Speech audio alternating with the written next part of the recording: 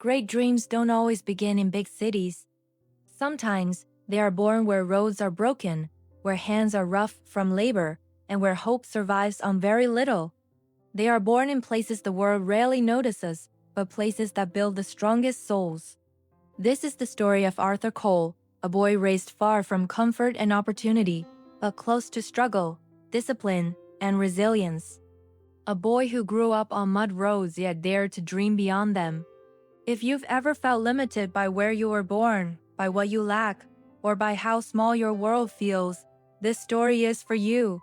Because no road is too rough for a dream strong enough to walk it. Arthur Cole grew up in a quiet rural village called Willow Creek. The village had no paved roads, only long stretches of mud that turned slippery during rain and dusty under the summer sun. Houses were simple, built with brick and wood, with roofs patched over the years. Electricity came and went. Silence filled the nights. Arthur's father, Thomas Cole, worked as a farm laborer, leaving before sunrise, and returning after sunset, his clothes stained with soil and sweat. His mother, Mary Cole, managed the home with careful hands and endless patience, turning little into enough. The world beyond Willow Creek felt distant, almost imaginary, but Arthur believed it existed. And one day, he would reach it. Life in Willow Creek didn't encourage big dreams. Most boys followed their fathers into labor. Most girls learned to accept early responsibility. Education was considered optional, not essential. Survival came first. Arthur struggled, not because he lacked intelligence, but because he lacked resources.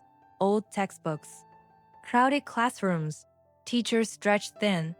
Rain leaking through classroom ceilings during exams. At home, there were nights when dinner was nothing more than bread and water. But the hardest struggle wasn't physical. It was the voices. You're dreaming too big. People like us don't escape this life. Be realistic. Each word chipped away at belief. Arthur often wondered if dreaming was selfish when his parents worked so hard just to survive. Many nights, doubt sat beside him like a shadow. Yet even then he didn't stop dreaming. One evening, after helping his father in the fields, Arthur sat near the edge of the village, staring down the long dirt road that disappeared into the distance. Beside him sat Mr. Henry Walker, an old retired schoolteacher who had once taught in the city before returning to Willow Creek. "You look like someone carrying a heavy question," Mr. Walker said. Arthur hesitated, then quietly spoke.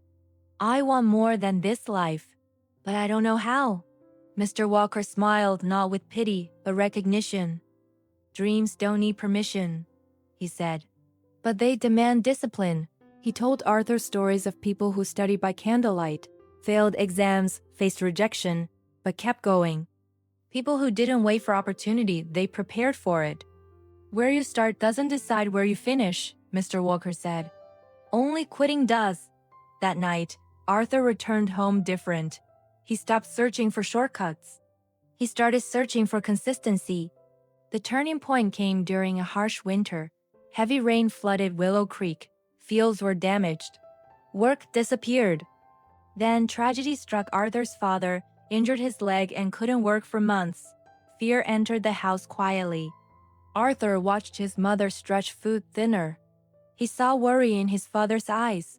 Something inside him hardened, not into anger, but into responsibility. That night, under a flickering lamp, Arthur opened his books, not with excitement, with determination. He studied when others slept. He read when his eyes burned. He learned not because it was easy, but because it was necessary. That was the day Arthur stopped waiting for life to change. He decided to change himself. Through exhaustion and failure, Arthur learned a lesson few learn early. Discipline matters more than motivation. Motivation comes and goes. Discipline stays.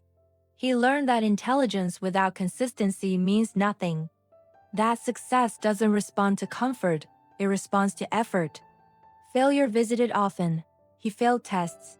He felt behind. But quitting was no longer an option. Because quitting would mean accepting a life without choice. And Arthur wanted choice more than comfort. That realization changed him forever. Years passed. Arthur earned a small scholarship, then another. He left Willow Creek for the first time, stepping onto a paved road with a heart full of fear and determination.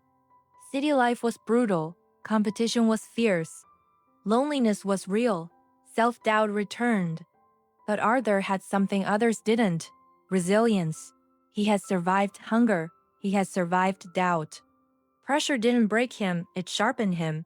He studied relentlessly, failed forward, improved daily. And one day he succeeded, not just with a degree but with dignity, confidence, and purpose. Years later, Arthur returned to Willow Creek not to escape it, but to honor it. The mud roads were still there, but so was proof that they could lead somewhere greater. This story isn't just Arthur Cole's. It belongs to every dreamer who feels unseen, every person told to stay in their place, every soul walking a difficult road. Where you begin does not define where you can go. If your road feels muddy right now, keep walking. If your dreams feel impossible, keep believing. If no one supports you, support yourself. Because one day, your journey will remind someone else that big dreams can rise from small places.